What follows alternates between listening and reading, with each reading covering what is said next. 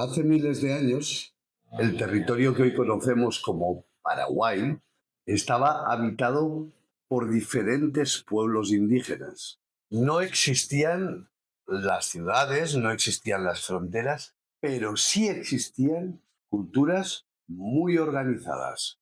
Entre los pueblos más importantes se encontraban los guaraníes, que vivían principalmente en la región occidental y siempre cerca de ríos y selvas. Su sociedad se organizaba en aldeas, agricultura, pesca y caza. Cultivaban maíz, mandioca y batata, elementos que a día de hoy siguen formando parte de la gastronomía paraguaya.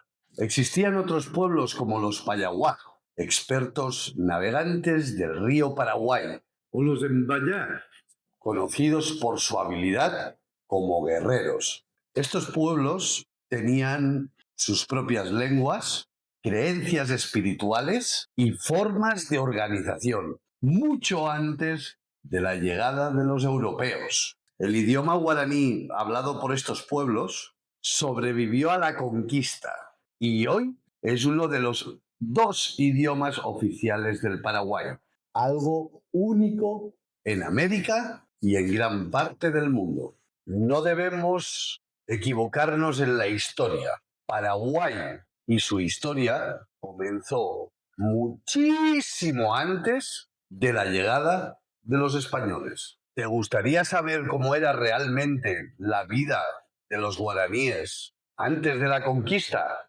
En el siguiente capítulo te lo explico. ¡Se gusta Paraguay! Sígueme en el canal, dale like y comparte.